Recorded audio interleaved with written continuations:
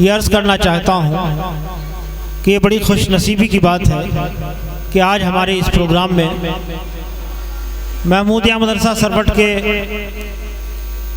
استاد محترم جناب مفتی محمد زاہد صاحب بھی یہاں ڈائس پر تشریف رکھتے ہیں۔ میں بہت ہی ادب و احترام اور خلوص کے ساتھ ان سے گزارش کر رہا ہوں کہ حضرات کرم تشریف لائیں اور اپنے مواعظ حسنہ سے ہم سب کو مستفیض فرمائیں۔ جناب مفتی محمد زاہد صاحب مدد اللہ العلی۔ بسم اللہ الرحمن الرحیم۔ الحمد للہ وکفا وسلام علی عبادہ الذین اصطفى اما بعد۔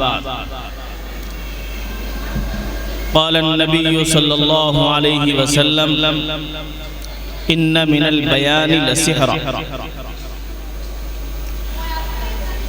محترم حضرات علماء کرام، ائمہ عظام، دور دراز سے آئی ہوئی میری مائیں اور بہنیں، چھوٹے چھوٹے بچے اور بچیاں، اور پروگرام کے شروع سے ہی بہت ہی خوبصورت اور اچھے انداز سے باادب طریقے سے نظامت کے فرائض انجام دے رہے جناب طاہر قمر صاحب میرا پوری، میں آپ تمام حضرات کا شکر گزار ہوں، بالخصوص جناب قاری شاہد ارمان صاحب دامت برکاتہم العالیہ، جنہوں نے اس پروگرام کو سجایا اور ان کے شانہ بشانہ ان کا تعاون کرنے والے ہر دل عزیز شخصیت جناب قاری حذیفہ صاحب دامت برکاتہم العالیہ، امام و خطیب حوض والی مسجد بکرا مارکیٹ مظفر نگر۔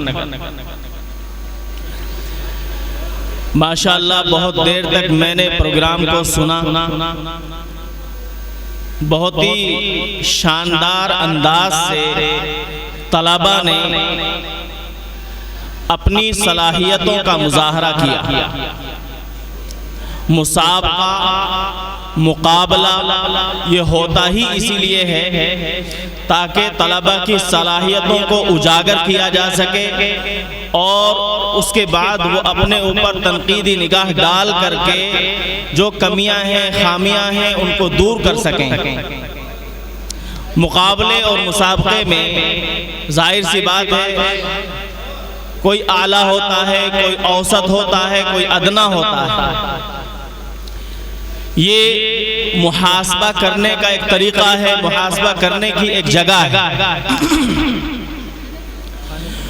جو اعلیٰ درجے کے طلباء ہیں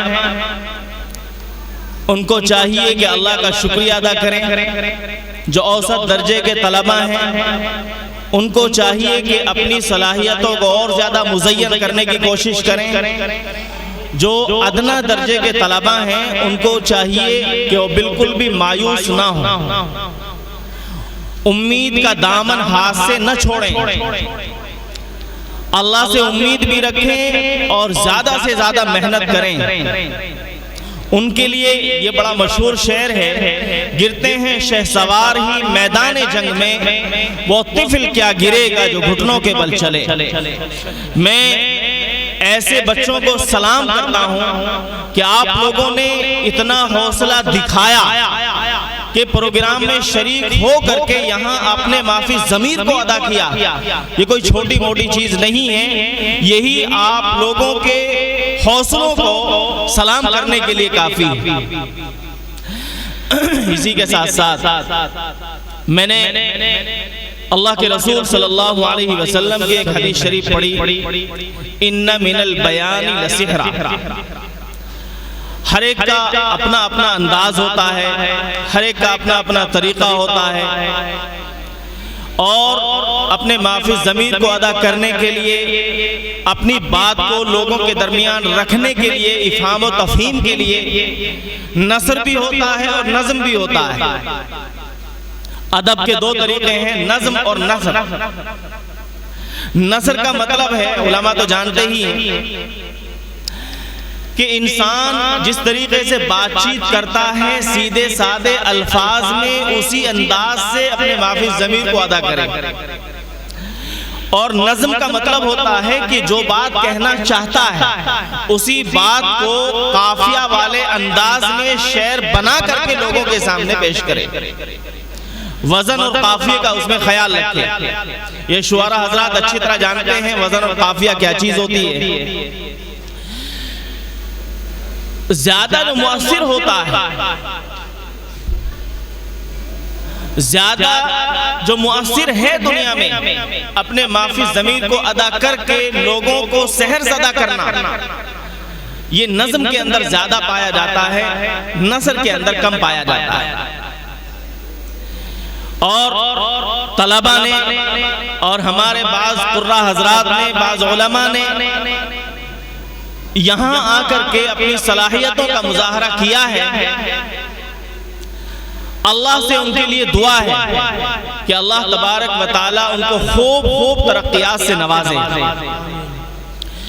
اور جن حضرات نے یہاں آ کر کے اپنا وقت دیا ہے، اللہ تبارک و تعالیٰ ان کے اوقات کو بھی قبول فرمائے۔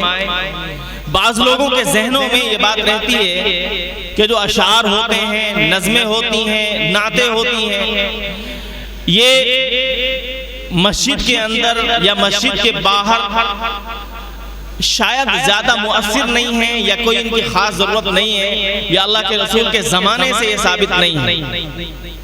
ایسا نہیں، بلکہ اللہ کے رسول صلی اللہ علیہ وسلم کے زمانے سے ثابت بھی ہیں، خود اللہ کے رسول سے بھی ثابت ہیں اور صحابہ کرام سے بھی ثابت ہیں۔ حضرت عبداللہ بن رواحہ بہت بڑے شاعر تھے، حضرت حسان بن ثابت بہت بڑے شاعر تھے، اسی طرح اور بھی بہت سارے شعراء کرام کے نام احادیث میں آپ کو ملیں گے۔ یہ حضرات عربی میں بڑے شاندار اشعار کہا کرتے تھے، اور اللہ کے رسول صلی اللہ علیہ وسلم ان حضرات سے کہا بھی کرتے تھے کسی بھی موقع پر کہ حسان ذرا فلاں موقع کے اشعار سناؤ، عبداللہ ذرا فلاں اشعار سناؤ۔ اور یہ حضرات بہت ہی اللہ کے رسول کی محبت میں ڈوب کر کے اور اسلام کی محبت میں ڈوب کر کے یہ اشعار سنایا کرتے تھے، اور اللہ کے رسول بڑی خوشی کے ساتھ سنتے تھے۔ دیکھیے، اگر کوئی آدمی اللہ کی تعریف بیان کرے تو اس کو حمد کہا جاتا ہے، اگر کوئی آدمی اللہ کے رسول صلی اللہ علیہ وسلم کی تعریف بیان کرے تو اس کو نعت کہہ دیا جاتا ہے۔ چاہے کوئی حمدی اشعار کہے، چاہے نعتی اشعار کہے، یہ شرعی اعتبار سے اس میں کوئی قباحت بھی نہیں ہے، اللہ کے رسول سے بھی ثابت ہے، اللہ کے رسول کے زمانے سے بھی ثابت ہے، صحابہ کرام سے بھی ثابت ہے، تابعین تبع تابعین سے بھی ثابت ہے۔